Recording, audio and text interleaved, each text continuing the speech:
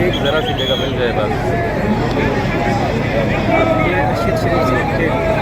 बच्चे इस वक्त जस्ते खाकी जो है वो एम्बुलेंस के अंदर है, उनके बच्चे अपने वालिद के साथ। यार यहाँ पे हमने चैनल को इस वक्त जस्ते खाकी जो है वो एम्बुलेंस के अंदर है, उनके बच्चे अपने वालिद के साथ कुछ आखिरी लम्हात एम्बुलेंस के अंदर ही गुजार रहे हैं। बहुत बड़ा क्राउड है और बड़ी मुश्किल आ रही है जस्ते खाकी को एम्बुलेंस से जो है वो एक इज़्ज़त व एहतराम के साथ निकाला जाए, उसे जलसा यहाँ बजाया जाए।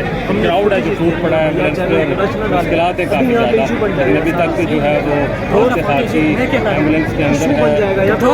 बाहर के काइंडली शफकत करें।